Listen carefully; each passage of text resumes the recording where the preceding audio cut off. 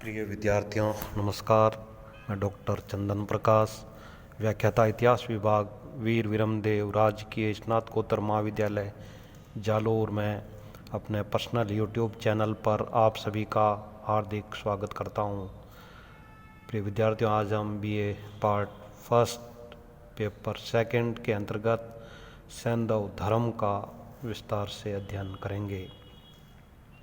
सैंधव धर्म सिंधु सभ्यता में हम जिस विकसित धर्म की झांकी देखते हैं उससे स्पष्ट है कि निश्चय ही उसके इस रूप के पृष्ठ में एक दीर्घ परंपरा विद्यमान थी और अनेकानेक कर्मिक स्थितियों को पार करके ही दीर्घ काल में यह धर्म अपनी पराकाष्ठा को प्राप्त हुआ होगा।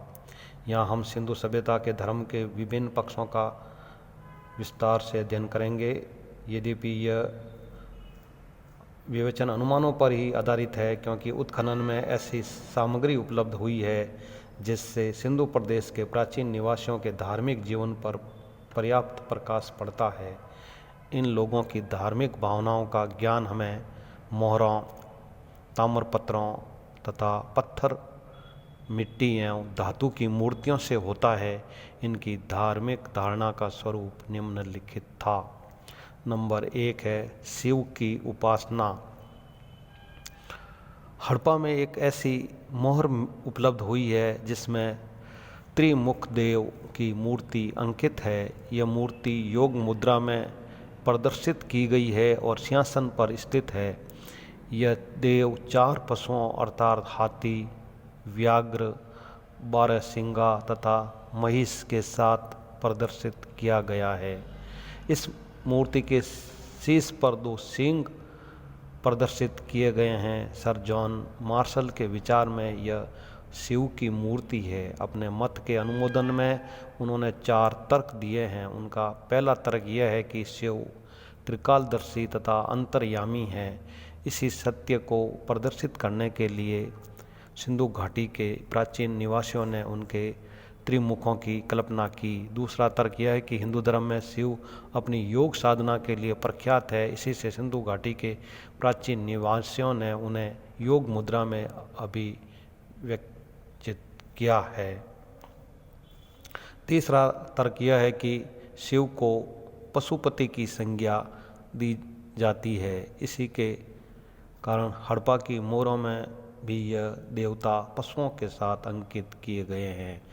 उनका अंतिम तर्क यह है कि शिव त्रिशूलधारी है। मोहर में देवता के शीश पर जो सींग अंकित है, संभवतः उसी से त्रिशूल की परंपरा का प्रादुर्भाव हुआ।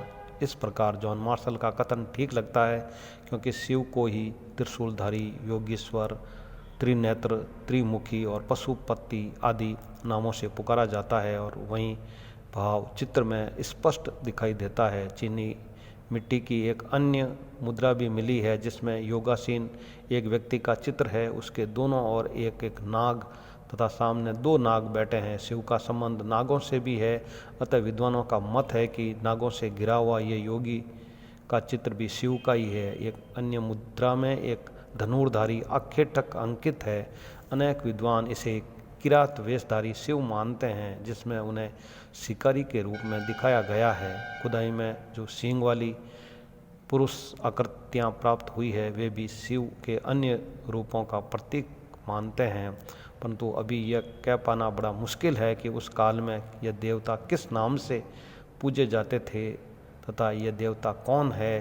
ये जब भी पता चलेगा जब सिंधु लिपि को पढ़े जाने में सफलता प्राप्त हो जाएगी।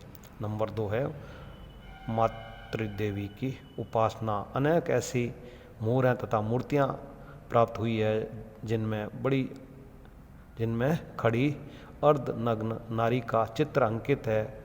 उसकी कटी के चारों ओर एक मेखला है और उसके शीश पर एक विशेष प्रकार का परिधान है। ऐसा प्रतीत होता है कि वह परमा नारी की शक्ति का प्रतीक है। सर जॉन मार्शल के विचार में वह महादेवी है। वह प्रकृति एवं सृष्टि कारिणी शक्ति है। मार्शल की यह धारणा तर्कसंगत प्रतीत होती है, क्योंकि मातृ देवी की पूजा अत्यंत प्राचीन काल से प्रचलित थी। कालांतर में इस मातृ देवी को हिंदू धर्म की शक्ति का स्वरूप प्राप्त हो गया। सिंधु प्रदेश में मातृ देवी के कई रूपों में प्रदर्शित की गई है। एक मूर्ति में एक नारी के गर्भ से एक वृक्ष निकलते हुए दिखाया गया है, जिससे प्रतीत होता है कि मातृ देवी संपूर्ण वनस्पति जगत की सृष्टिकारिणी देवी थी। नारी की कुछ ऐसी मूर्तियां मिली है जो शिशु को स्तनपान करा रही है। ये इस बात का प्रतीक है कि मातृ देवी संपूर्ण मानव लोक की जननी और पालिका थी। कुछ मूर्तियों पर मातृ देवी को पशु पक्षी जगत की स्वामिनी के रूप में प्रदर्शित किया गया है। एक मूर्ति पर मातृ देवी के शीश पर एक पक्षी पंख फैलाए बैठा है और कतिपय मूर्तियों और मुद्राओं में मातृ देवी को पशुओं के साथ दिखाया गया है। देवताओं का मानवीकरण। ऐसा प्रतीत होता है कि सिंधु घाटी के प्राचीन निवासियों ने अपने देवताओं का मानवीकरण किया था और उन्हें मनुष्य के रूप में देखते थे। मानवीय गुणों की प्रतिष्ठा के कारण ही मूर्तियों तथा प्रतिभाओं में उनके देवी देवता मानवीय आकृति में प्रस्थापित किए गए हैं। इस मानवीकरण से देवताओं के प्रति श्रद्धा भक्ति उत्पन्न होने में बड़ा योग मिला है। प्रजनन शक्ति की पूजा। सिंधु घाटी के निवासी मातृ देवी की पूजा के साथ साथ प्रजनन शक्ति की भी उपासना करते थे। उत्खनन में ऐसे प्रस्तर उपलब्ध हुए हैं जो विशेषज्ञों के विचार में योनि तथा शिवलिंग के प्रतीक है। कालांतर में हिंदू धर्म में योनि तथा लिंग की पूजा को अत्यंत महत्वपूर्ण स्थान प्राप्त हो गया।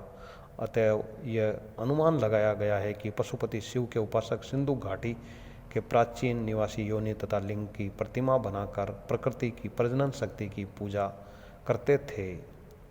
खुदाई से प्राप्त लिंग साधारण पत्थर, लाल पत्थर अथवा नीले सैंडस्टोन, चीनी मिट्टी तथा सीपी के बने हुए मिले हैं। नंबर 5 है मूर्ति पूजा। यद्यपि उत्खनन में मंदिरों के अस्तित्व का कोई प्रमाण नहीं मिला है, परंतु विद्वानों की ऐसी धारणा है कि सिंधु प्रदेश के प्राचीन निवासी मूर्ति पूजा में विश्वास करते थे। इस प्रदेश में जो अनेक योनि तथा लिंग मूर्तियां उपलब्ध हुई है, उससे यही निष्कर्ष निकाला गया है कि सिंधु निवासी सृष्टिकारिणी के रूप में इन मूर्तियों की पूजा किया करते थे। इसके अतिरिक्त पशु पक्षियों प्रतीक चिन्हों के प्राप्त होने से यह सिद्ध होता है कि सिंधु निवासी साकार उपासना करते थे। कई विद्वानों की यह भी मान्यता है कि मोहनजोदड़ो में जहाँ आज कुषाणकालीन स्तूप स्थित है, उसी के नीचे सिंधु निवासियों का मंदिर दबा पड़ा है, किंतु जब तक इस स्थल की नीचे की परतों की खुदाई नहीं हो जाती, इस विषय में निश्चिततापूर्वक कुछ भी कहना संभव नहीं है। अनुष्ठान। कुछ विद्वानों की यह धारणा है कि सिंधु घाटी के प्राचीन निवासियों का धर्म अनुष्ठान मूलक भी था। अपने मत के समर्थन में इन विद्वानों ने यह तर्क उपस्थित किया कि उत्खनन में जो वृत्ताकार पाषाण खंड प्राप्त हुए हैं वे योनि मूर्तियां नहीं हैं, वरन छोटे छोटे स्तंभों के आधार है। संभवतः यह वेदी स्तंभ अथवा यज्ञ स्तंभ थे, जिनके समीप सिंधु प्रदेश के निवासी कुछ धार्मिक क्रियाएं किया करते थे। विशाल कुंड तथा स्नानघरों के अस्तित्व से यही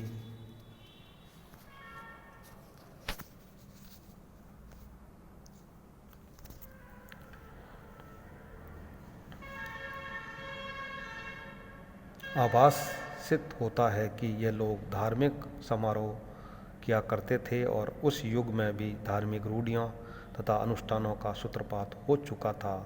अंधविश्वास एवं जादू टोना। उत्खनन में अनेक मुहरें तथा ताबीज उपलब्ध हुए हैं।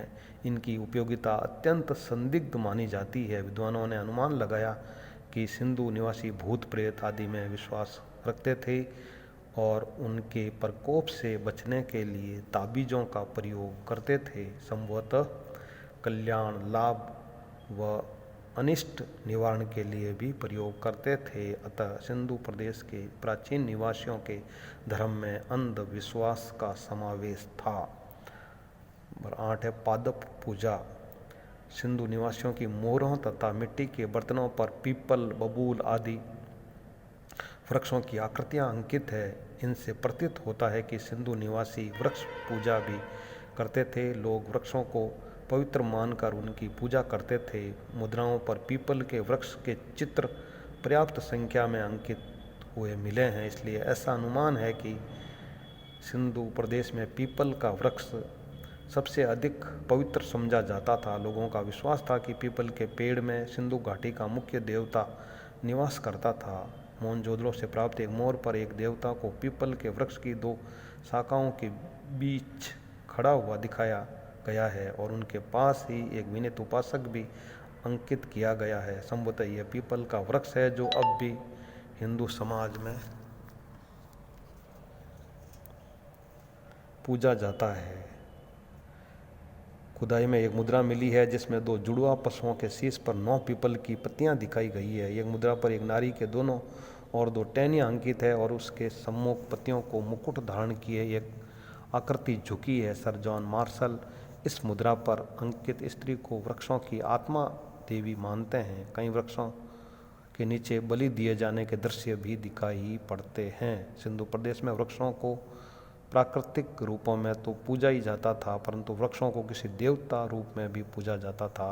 पीपल के वृक्ष के अतिरिक्त यहाँ के निवासी तुलसी, नीम, खजूर और बबूल आदि वृक्षों की भी पूजा करते थे। आज भी भारत में वृक्षों की पूजा प्रचलित है और तुलसी जैसे पौधों को घरों में रखना महत्वपूर्ण माना जाता है। पशु पूजा। उत्खनन में उपलब्ध सामग्री के आधार पर यह निष्कर्ष निकाला गया है कि सिंधु प्रदेश के निवासी पशु पूजक थे। हड़प्पा तथा मोहनजोदड़ो में जो मोहरा प्राप्त हुई है उन पर पशुओं के चित्र अंकित है। इसी प्रकार मिट्टी तथा प्रस्तर की पशु मूर्तियां भी उपलब्ध हुई है। फलतः यह अनुमान लगाया गया है कि ये पशु पवित्र माने जाते थे और इनकी पूजा की जाती थी। यहाँ नाग की पूजा भी प्रचलित थी। एक मुद्रा पर नाग की पूजा करते हुए व्यक्ति का चित्र मिलता है। एक ताबीज पर एक नाग चबूतरे पर लेटा हुआ दिखाया गया है। इसी प्रकार की पूजा आज भी गांवों में प्रचलित है। सिंधु वासियों ने काल्पनिक रूप में विभिन्न पशुओं के विभिन्न अंगों को सम्मिलित करते हुए पशु आकृतियां बनाई गई है। संभवतः इनमें 2 या अधिक शक्तियों का संभवतः रूप दिखाने का प्रयास किया गया है। कुछ पशुओं की मुखाकृति मानवीय भी है। विद्वानों का अनुमान है कि प्रारंभ में ये पशु पृथक पृथक रूप में पूजे जाते थे और कालांतर में धार्मिक सहिष्णुता के रूप में इन्हें मिश्रित कर दिया गया था। खुदाई से प्राप्त मुद्राओं पर हाथी, बाघ, भेड़, बकरी, गैंडा, हिरण, घड़ियाल, गिलहरी, तोता, मुर्गा, मोर आदि पशु पक्षियों के चित्र मिले हैं। कई विद्वानों की मान्यता है कि सिंधु सभ्यता के अवशेषों में मिले सभी पशुओं का धार्मिक महत्व तो नहीं था। शायद ये खिलौने कला की अभिव्यक्ति का माध्यम हों और जीवन में बच्चों के लिए उपयोगी भी रहे हों। वर्तमान में भी हाथी इंद्र का, बैल शंकर भगवान का, बाघ दुर्गा का तथा भैंसा यम का वाहन समझा जाता है और धार्मिक महत्वता प्रदान की जाती है। मोर को आज राष्ट्रीय पक्षी के रूप में सम्मान प्राप्त है।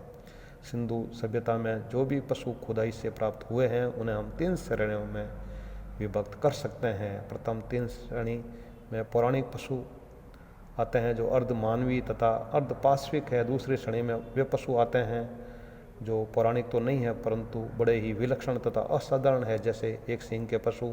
तीसरी श्रेणी में साधारण पशु आते हैं जैसे हाथी, व्याघ्र, बारहसिंगा, हिरण और भैंस आदि। नंबर 10 है जल पूजा। हिंदुओं में अत्यंत प्राचीन काल से नदियों को पवित्र माना जाता है और उनकी पूजा की जाती है। यद्यपि उत्खनन में कोई ऐसी वस्तु उपलब्ध नहीं हुई है जिससे यह प्रमाणित हो सके कि सिंधु प्रदेश के निवासी सरिता की पूजा करते थे, परंतु जल कुंड की उपस्थिति से यह अनुमान लगाया गया है कि ये लोग जल की पूजा करते थे और संभवतः ये लोग सरिता पूजक भी थे। ये लोग जल की पवित्रता में विश्वास करते थे। विद्वानों का यह भी अनुमान है कि स्नान कुंड के समीप बने हुए बरामदों के ऊपर कमरों में पुजारी रहते थे। नीचे के कमरे कदाचित स्नान गृह थे। शुभ पर्वों पर पुजारी इन्हीं स्नान गृहों में स्नान करते थे तथा साधारण जनता विशाल जल कुंड में ही स्नान करती थी। इस प्रकार सिंधु घाटी के लोगों को पवित्र स्नान और जल पूजा में गहरा विश्वास था। प्रतीक पूजा। सिंधु प्रदेश में अनेक स्थलों पर सिंह, स्तंभ और स्वस्तिका के चित्र मिले हैं। विद्वानों का अनुमान है कि ये किसी देवी देवता के प्रतीक होंगे और इनकी पूजा होती होंगी। मुद्राओं पर अंकित कुछ स्तंभों पर दीप, धूप जलते दिखाई गए हैं। खुदाई में अनेक मुद्राओं पर स्वस्तिक के चिन्ह अंकित मिलते हैं। हिंदू धर्म में आज भी स्वास्तिक का चिन्ह पवित्र और शुभ माना जाता है, अतः सिंधु सभ्यता के अंतर्गत यह पवित्र चिन्ह समझा जाता था। 12 नंबर है पशु बलि प्रथा। सिंधु प्रदेश में पशु बलि भी प्रचलित थी। खुदाई में एक मनुष्य के शव के साथ एक बकरी का अस्थि पंजर मिला है। विद्वानों का विचार है कि मृतक के अंतिम संस्कार के संबंध में ही शायद बकरी की बलि दी गई होंगी। एक अन्य मुद्रा पर एक बकरा बना हुआ है तथा उसके पीछे एक व्यक्ति छुरा लिए खड़ा है। सूर्य तथा अग्नि की पूजा। कुछ मोहरों पर स्वास्तिका तथा चक्र बना हुआ मिलता है। इससे अनुमान लगाया गया है कि ये लोग सूर्य के उपासक थे। सिंधु प्रदेश के लोग अग्नि की पूजा किया करते थे, क्योंकि ऐसी वस्तुएं उत्खनन से प्राप्त हुई है जिसमें अग्निशालाओं का अस्तित्व प्रमाणित होता है, जहाँ अग्नि देवताओं को बलि दी जाती थी। यद्यपि यहाँ यज्ञ के साक्ष्य प्राप्त नहीं हुए हैं, किंतु कालीबंगा और लोथल में घरों और सार्वजनिक स्थलों पर मिले गड्ढों और अग्नि वेदियों से ऐसा प्रतीत होता है कि धार्मिक अनुष्ठान हुआ करते थे। ये लोग पूजा में धूप, दीप, अग्नि आदि का भी प्रयोग किया करते थे। प्रिय विद्यार्थियों, इस प्रकार आज हमने सिंधु धर्म का अध्ययन किया है। Very very thanks.